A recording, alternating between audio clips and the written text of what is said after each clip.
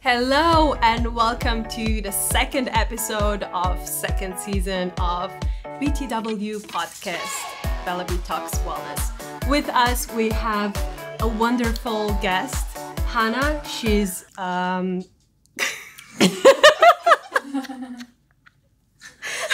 That's me.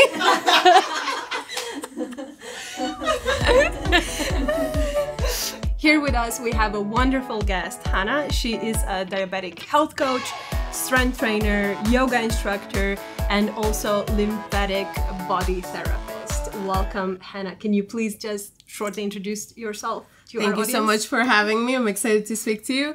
Yes, my name is Hana. I'm currently 27. I live in New York, and that's where my whole holistic life and knowledge started to blossom. I've always been very interested in health because I'm also diabetic for over 25 years now.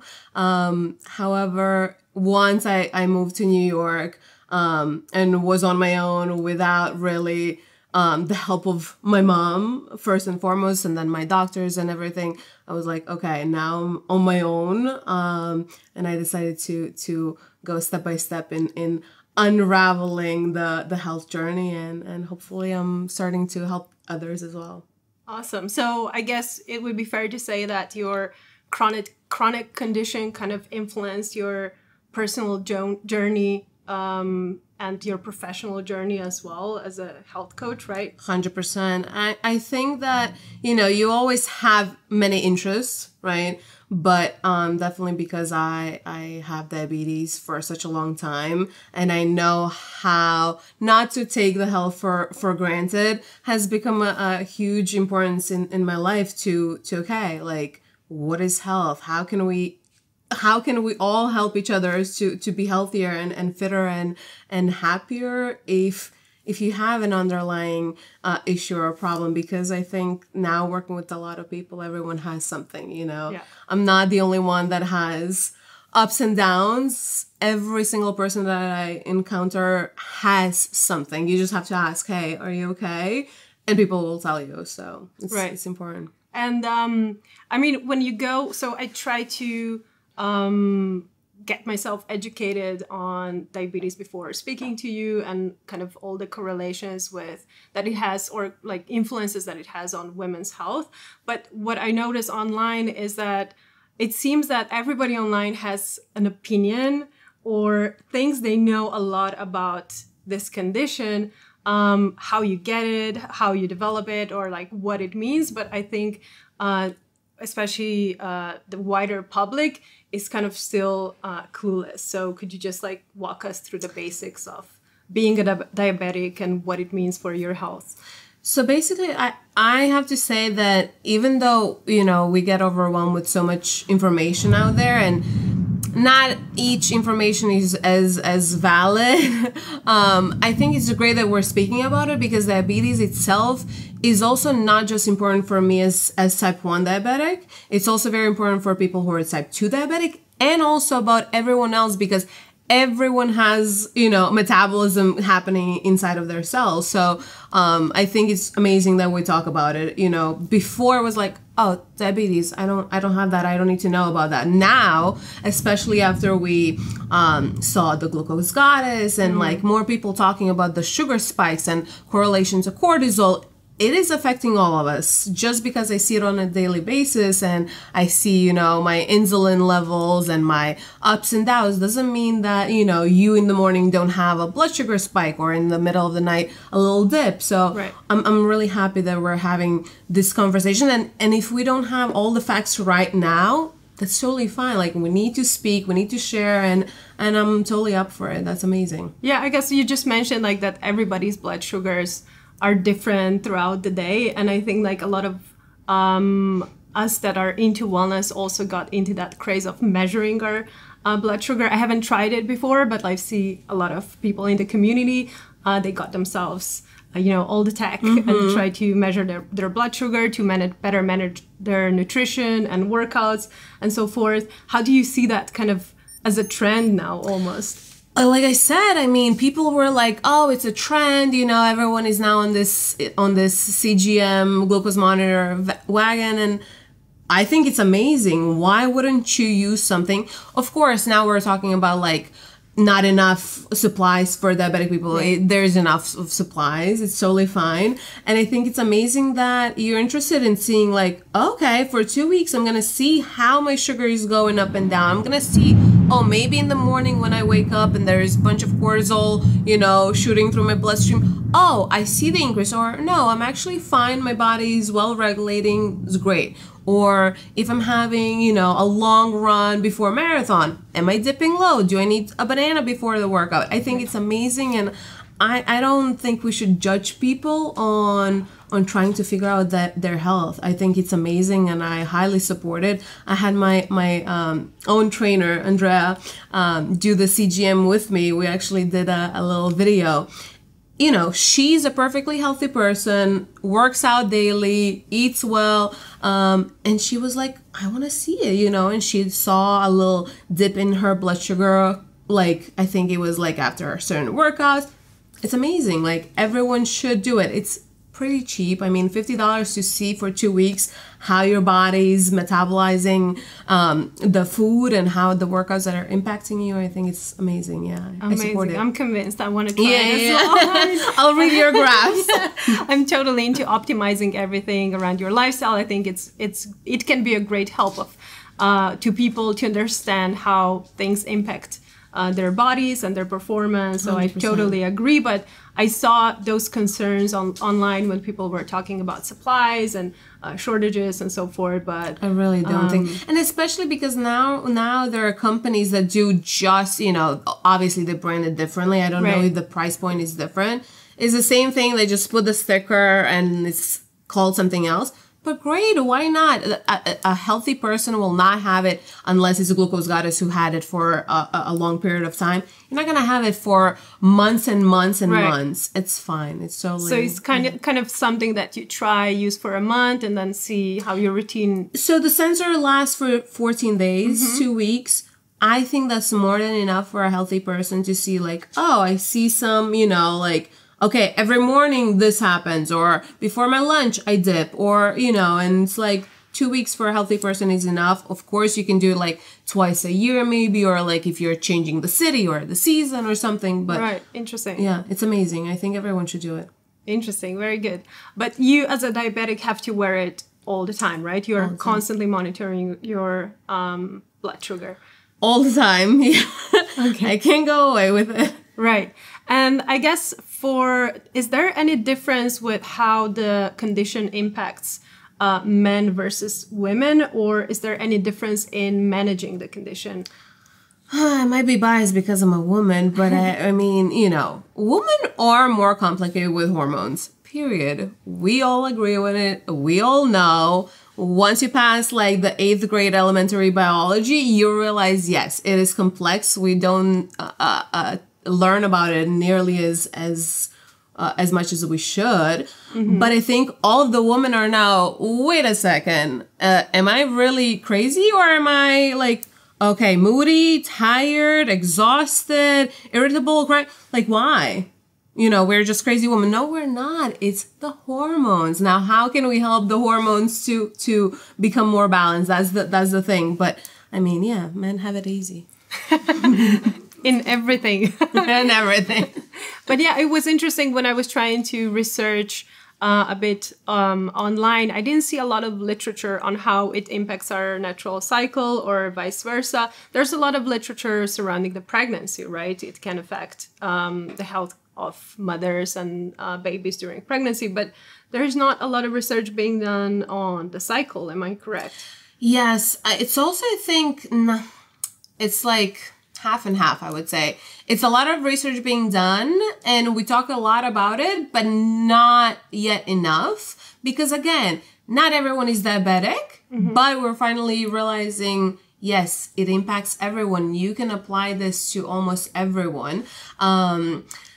I can speak from my own experience, and my other diabetic female friends can attest. For example, in the cycle, as we start the menstruation, the basal insulin level goes through the roof. I mean, we have the settings on the insulin pump where, you know, you can have 2 settings, and one setting is like your basal for, I don't know, the rest of the ovulation and the cycle. And the B is for menstruation, because the sugar goes through the roof. You wake up and you're like, or I don't know, you do a random thing. And it's like, am I crazy? Why is this now so high? Like, I did everything right. I ate normal. I, you know, did my walk. I wasn't stressing, and the sugar is up. So definitely the hormones are playing a huge part, and we can see it. And what I love, you know, obviously I don't love being diabetic. It is what it is. But because I have my sensor and my pump, I love the fact that I can see my sugars constantly. I can see the amount of insulin I'm giving. So each day I see, today I gave like 30 units of insulin. Amazing. Like, I think I'm in a fat burning zone. I'm even losing a little bit of weight. Then next day I eat the same and I give 45. And I'm like, wait a minute, I ate the same and I need more insulin. So, you know, you can measure those things, whereas if you're not a diabetic person, you don't know how much your body gave insulin. You can measure the sugar. Sugar is fine, but you don't really know, oh my God, my body needed to excrete a lot more insulin to cover this meal, to cover this stress, to cover the morning cortisol. So that's one thing that I love to see, like a little gadget as diabetic. I'm like, I see those insulins every day. So basically you're kind of like a data geek. Yeah. No, I love to, and I swear I check my insulin levels every single day, because, I mean, of course, every woman is, you know, oh, the scale, the diet, you know, how skinny you are. So of course, I'm like, I'm not gonna go 2-3 days or longer with high insulin. I'm like, all right, tomorrow we're skipping some meals because I want to fast. I want to get that insulin sensitivity a little bit higher, so my body gets into that normal level. Like, if you're giving more and more insulin, the body is asking for more and more insulin, you know? So if I'm going for 10 days with high amounts of insulin, the body will ask for more, because now it's getting desensitized, right? So I'm like, okay, we need to chill. We need to de-stress. We need to a little bit, you know, a little bit of walking meditation, a little bit less carbs, get that insulin sensitivity right, and then we can go again. So I think it's great that I can see that on a daily basis. Amazing. But apart from nutrition, what other ways, I mean, how do you, what other things do you use in your life or your daily routine to help you manage your condition? My sugar. So, I mean, as a trainer, I will always advocate for training. I think that women, I'm so happy that we're in this generation when women are like finally lifting weights, moving. There's so much. I love it. I don't think this is a trend. Same as with the sensor. I'm all for women creating the most crazy workouts. I don't care, as long as we're moving, because that helps us so much. And for so long, I mean, if you look at our grandmothers and mothers and I mean, they weren't moving. They weren't moving. When you look at the woman who back then was a trendsetter and, you know, going to the gym with all the men, they look much better than the woman that we were like, oh no, I'm not lifting weights. I'm not moving. I'm not.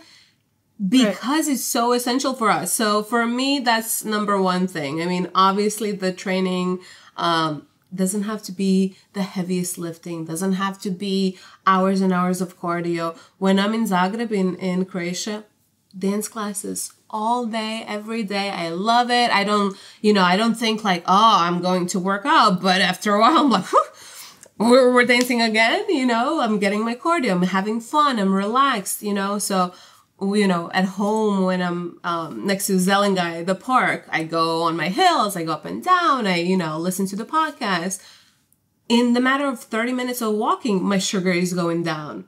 Same thing happens to a regular person, but your metabolism is helping you not dip because you're not diabetic. Obviously, I need to then suspend my pump and all of that.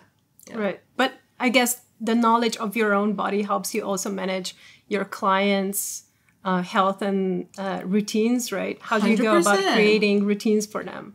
100%. Like I said, everyone is unique, and everyone, you know, obviously not everything will work the same for every person, but there's kind of a general sense of like, yes, this works, this doesn't work.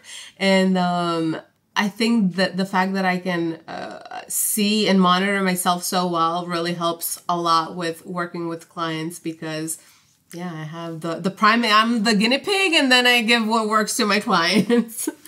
But, do you mostly work with women or so it's funny, I never really put myself in a position to say, no, I don't accept men clients, or, you know, I never said that. That ever. would be okay. I would. But it just somehow happened that I enjoyed working with women so much. And, you know, I mean, I'm a very good trainer, and usually female trainers have male clients. And for some reason, it's almost like a guy was like, no, you're meant to work with women. And I really, really enjoy working with women. I think that's where I started to go more into body therapy, more into those relaxing modalities for women, because I don't know, I just, something special about women. Yeah. I love working. Do you also... That's our girl. That was the perfect answer. So when you work with your clients, do you also, I see with a lot of now coaches, and also I guess male coaches are catching up, they are starting to observe their clients' menstrual cycle to help them adjust workouts for them on daily basis. Do you also practice? Oh my God. One thing that drives me crazy. I mean, listen, I work with amazing male trainers, hands down, so grateful for them, and they taught me a lot. But one thing that pisses me off is hearing the male clients when a woman comes in and says, oh, it's my first day of my cycle, or oh, I'm in PMS, or, you know, anything around the bleeding part. And they're like, let's go, let's go. We're gonna lift the pain away. Yeah. You know, it's like, you don't understand. Yeah. And I can say that because if anyone is not lazy, it's me. I'm the go-getter, I'm the driven, I'll do whatever. But let's start honoring the rest, okay? Let's give the woman the ability to rest, and it's okay, because women have so much on the plate, and honestly, to me, it's annoying. I find it very annoying, to the point where I had a lot of female clients come to me and say, yeah, you know, I used to train with male trainers, but I'm really ready to work with a female because they don't understand. Yeah. If you're working with female clients, you have to understand their cycles. It's not that hard to understand. Like, give us a little rest, you know? Like, it's not that hard. You don't have to give us jumping jacks and burpees and whatnot on a menstrual cycle. It's not that serious. We don't need to lose like 5 pounds that week. Like, it's okay. Right. I said it. And it's not just... I said what I said. I rest my case. I totally agree. And it's not just that it's annoying. It's counterproductive. It can be harmful to the body. Women can get hurt during wrong exercises during the different cycle phases. Not even that. Yes, we can all get hurt. But do we understand how the stress is impacting the weight loss? Because when you have the increase in cortisol and adrenaline, does your body care to lose the weight? No, it actually wants to store more because you're running away from a lion, right? So we're not doing anything good with that. Exactly. And rest for muscle growth. I also see that people don't understand that you have to rest for your muscles to actually repair and grow, because that's when they're growing, when they're repairing, right? Exactly. And so many women are already lacking sleep, already not sleeping good because of multiple reasons, like I said, the stress of everything in today's life. And then we're going to add on top of that the crazy workouts, because God forbid we didn't burn 500 calories in a workout, which we didn't burn. Stop looking at the Apple Watches. But it's like the stress is really causing you to not lose the weight. It's proven. Correct. Amazing. And you also practice yoga, right? You're also a yoga instructor. Exactly. That's a rare thing. Like, I see a lot of strength coaches kind of back away from yoga. It's like, no, this is like a fluffy workout. But now I see that, especially with women coaches, we are, I guess, I mean, I'm not a coach, but like women coaches are more progressive in the sense that they see how different types of exercises can be beneficial when composed in one workout routine for people, right? That's what I love about women. We accept everything. We're not shying away of, other modalities. I think that's the, the feminine energy of like, oh, let me try, let me embrace, let me ask, I did yoga honestly from personal reasons, because when I was in New York, I was so stressed out. I was like, let me, try this thing. And now the more I work with people, the more I understand my work, I really realized that you have to be multifunctional. You cannot just, you can do whatever you want, right? But if you want to be optimal, do you want to have the abs forever? Or you just want to be healthy and good energy, good sleep, when you're 70, play with the grandkids without your knee popping out. And, it's like you want to be a functional person. So then you need to make sure that you're good at almost everything. You don't have to be the best. I never wanted to lift the most weight. I want to be strong. I also never wanted to be like, okay, let me do this crazy flips and this and that, and I can't hold a proper plank. It's like the balance between both. I'm strong and I'm supple and open and everything flows properly. So to me, combination between those two is beautiful. I wish more people, a lot of people are like, I like this and that's it.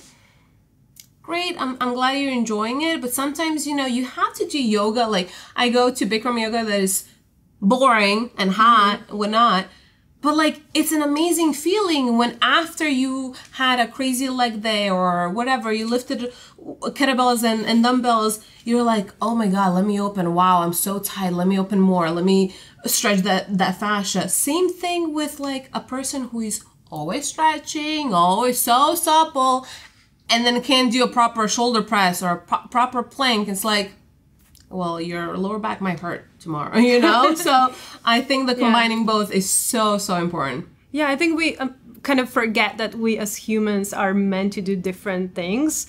Now that we are mostly sitting behind our computers, we forget that before, we did all kinds of different things, like running, like picking stuff, hunting, I'm just going way back. But it is, right? So you said it really well, a combination of, being strong, especially for women when we grow older. It's an important part of our longevity, like osteoporosis and stuff like that. 100%. Can be, risk can be minimized with weightlifting and being stronger, but then also being flexible, being healthy, having healthy joints, healthy muscles, recovered muscles. And then there's also like this, I wouldn't say like spiritual thing, but kind of like... But yes. But kind of like...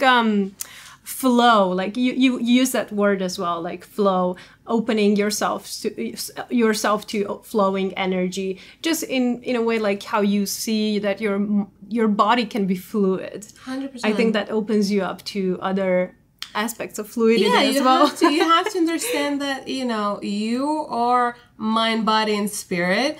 If you're just focusing on cookie cutter workouts and you let your mind still be stressed out, that workout doesn't even matter. Right. It doesn't even matter because you are producing your own hormones in the brain, and what you're doing over here really doesn't gonna impact you at all. Yeah. So yoga is great in that sense of like, focus on the breath.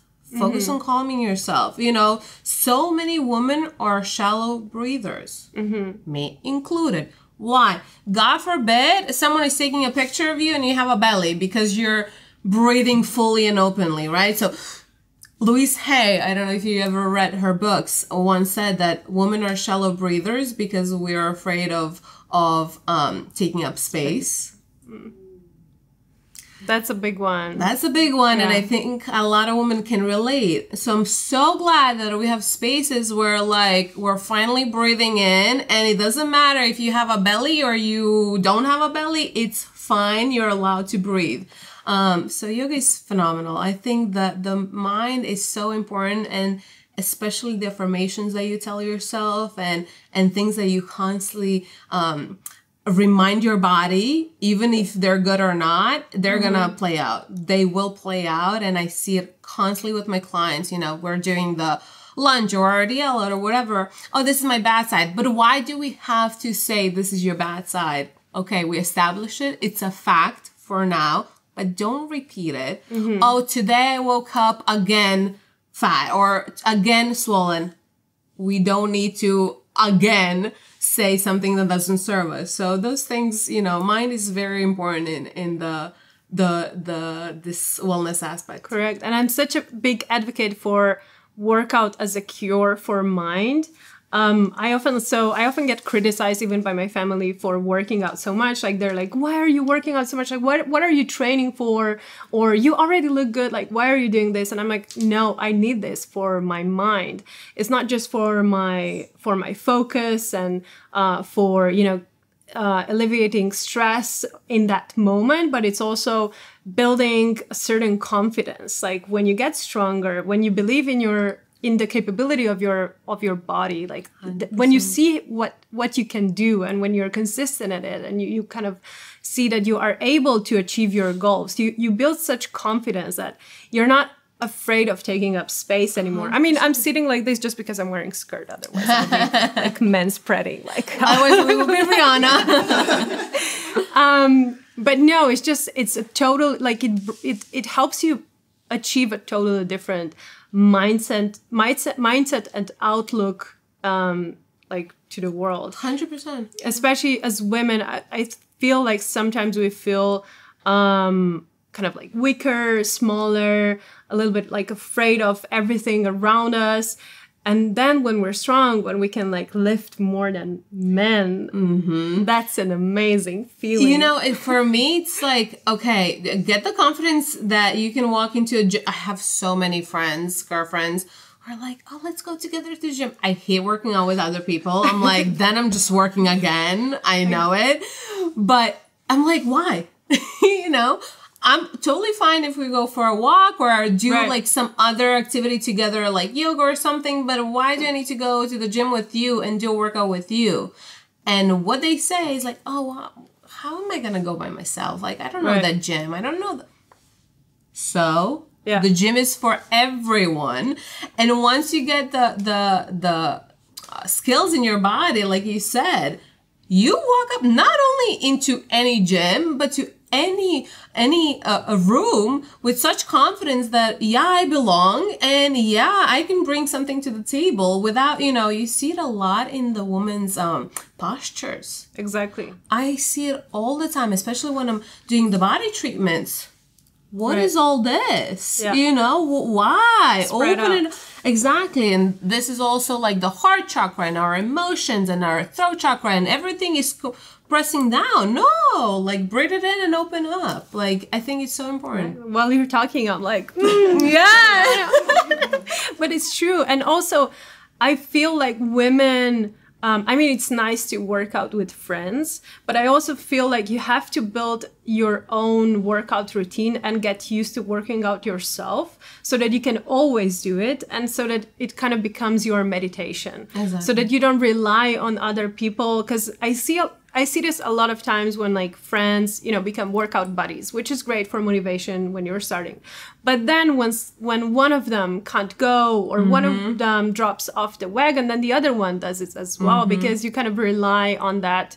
It's kind of like a crutch for you. So I feel like you have to kind of take that leap. You have to go through that hard beginning and get used to being alone in that moment a little bit. And I think you're going to appreciate it later 100%. A lot. 100%. And I think, honestly, I don't know. I totally forgot my point. You guys, my sugar is running so low.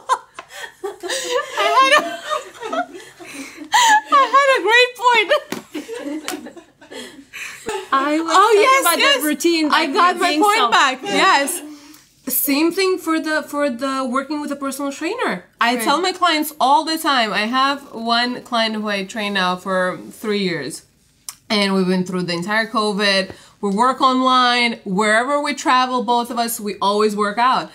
And she trains with the her cousin, and I think I was measuring my sugar or something, and she was like instructing her cousin.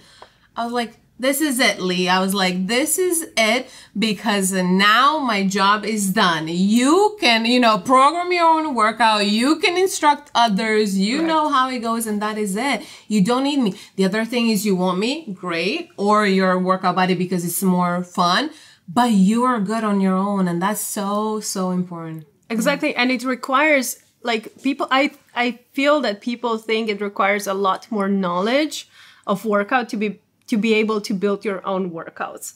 And it's not true. You can just stick to very simple workouts, and they're still very effective. I think what we see online with very complex, very dynamic workouts. I was one of them, posting plank on the wall. Yeah. Deleted it after 3 years. I was like, all right. I think it's just like, first, it's intimidating, and second, you don't need to do that to have an effective workout. I think I know a lot about workouts. I spent like the last couple of years working with a personal trainer. I built this company doing workouts and stuff like that. But I stick to like very basic workout routine for myself. I have like 3 workout routines that I rotate. I sometimes like change things. I change dynamics. Like I go like then for a hike or do some yoga and stuff like that, stretching. But it doesn't have to be complicated. And whenever I ask my friends, like, why are you so afraid of working out? And they're like, when I start an online course, it's just like too intense. It's too complicated. And I can stick to that for 30 days. But then after that, it's just too much. I don't have resources for a personal trainer, so I'm stick to what I know myself, and I just feel like I don't know how to come up with an effective workout. I'm like, do you know how to do a squat? Yes, I know. Do you know how to do a push-up? Yes, I know. So like you can already do a basic workout and like do some running after that, and you're done, right? I think people's problems are now, with content creation 24/7, which I think we're all so tired of. I think I speak for everyone. How many things can you reinvent? A squat is a squat. Yes, you can add dumbbell, you can, pause, you can add tempo, this, that. But like, it's a squat, and it's constantly people thinking like, oh my God, this new, like you said, squat, plank, push up, lunges, and deadlift. You're good. Yeah. You're good.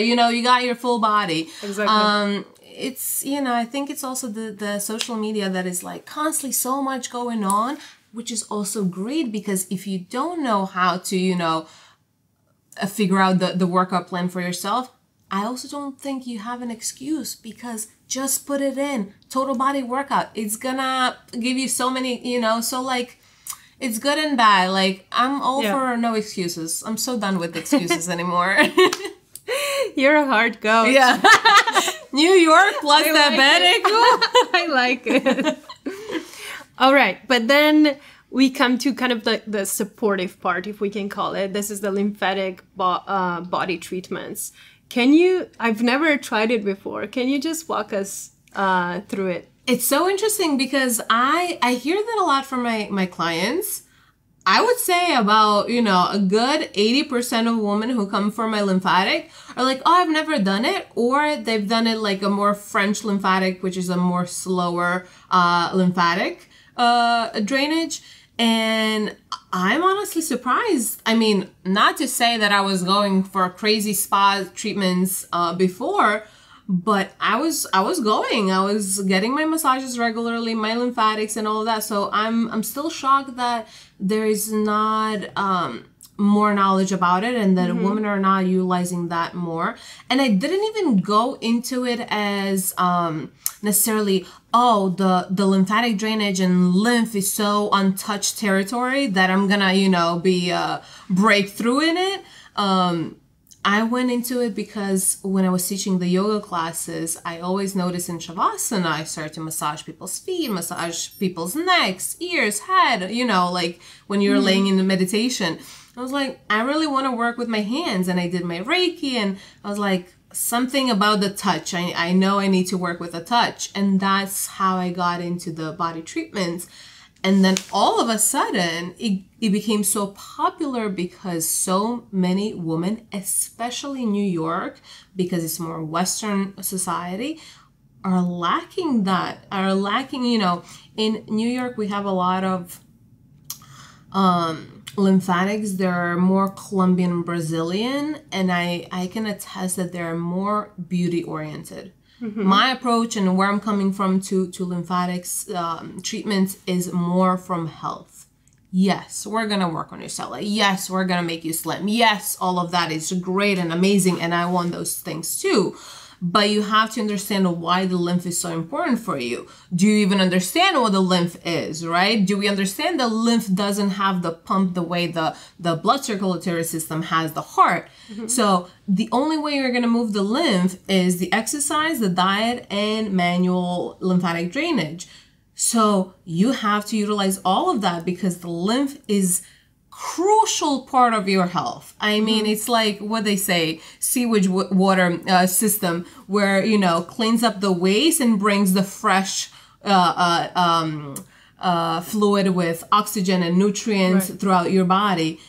Again, it doesn't have the pump. So you have to move constantly because when the muscles contract, the vessels contract, and you're moving the lymph upward. You have to make sure that the diet is good because your digestion is super important to have the good lymph flow, right? If your digestion is not good and you have a lot of inflammation in the stomach area, that is not good. And again, the self massages, if you can't afford like to go to a body treatment, there's so many things that you can do for yourself. The dry brushing. How many women are dry brushing? Now more and more, but a lot of women are like, that we should do that. It's 3 minutes of your day, 5.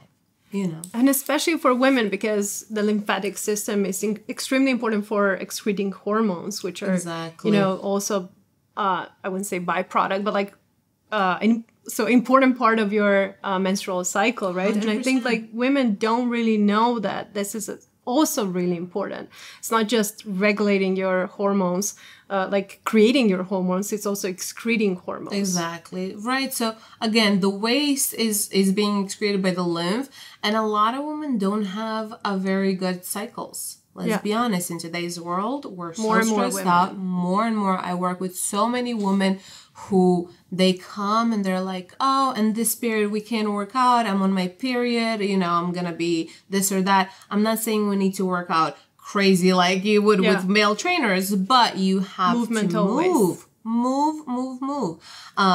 And yeah, like you said, it's so important. I mean, if you have, again, not a good balance of estrogen and progesterone, it is important that you balance that out, and the lymphatic drainage and the moving of your lymph is definitely going to help with that a lot. So something that women can try at home already is like the dry brushing. I love it. But then for more intense, then it's the massages. The massages. So I always tell my clients who are obsessed with my treatment, because I combine some of the tools and the hand. They're like, what will we do when you're gone? I go for a 3 months vacation. Don't call me. Don't ask me. But I say, you know, do any body treatment that you can. It does not have to be lymphatic. You know, sometimes we put certain things like marketing. I'll be honest. You know, we put like, oh, lymphatic drainage just to whatever. Go for a massage. Yeah, go for a massage. We can upsell to women a lot of things, which is good and bad. And go for a massage. It's okay. Find a really good massage therapist that you can go to that will move. It doesn't have to be this, you know, pump, move, pump. It's fine. Like, the massage therapy will help in any way. And you can also do it yourself. How many times I post myself with legs up? You know, I'm laying on a beach and I put my legs up on the wall to drain everything down. And then, oh, I see my, you know, knees a little puffy. Let's, you know, help this to move a little bit. And I think a lot of women are like, what? Touch myself? Huh? Yeah. I bet, you know, touching our bodies. Yeah. I asked them, like, what lotion you lotion? I don't really put lotion. But, like, ask how much stuff you put on your face. Like, the body is just as important. Not so much, okay, the creams and all of that, whatever. but like massage it, squeeze it, let that circulation go. Like, see, you know, whenever I'm tanning on the beach and I put my oil, I go in, break it down, like get the movement going to help the lymph. Like, you can do so much on your own. Amazing. Yeah. For your own pleasure and healthy cycles. No shame. I think like we covered your, I would say like really holistic approach to helping your clients live their best lives possible, right? I hope so. That's the goal. That's the goal. Unite everything and really, you know, take charge of your own health, because you can do it and you need to do it. Okay. And what is next for you personally? So I just literally recently, like 3 days ago, finished my certificate for integrative health practitioner. Oh, congratulations. Moving on to level 2 for more lab testing and more knowledge about that, where, you know, we're really diving deep into the details of all of this. This is more like, okay, how can you generalize it and make it accessible? But, you know, a lot of women have to dive deep, and I invite everyone to you know, read books, like listen to podcasts, like talk to other women. I learned the most out of my best friends, because they're like, oh, have you tried this? Have you tried this? And it's like, oh my God, let me, you know. So I think the community of women and sharing the tips is incredible. And yeah, let's all be healthy and glowing. Thank you so much for taking our invitation to be on our podcast. Thank you for having me. Hopefully we'll get you back sometime. Anytime. And thank you to our viewers and listeners for listening. You can find us on YouTube, Spotify, iMusic, is it Apple Music, iTunes? All the podcast platforms. We are spreading far and wide, taking up our space. All right. Thank you very much. Have fun. Goodbye.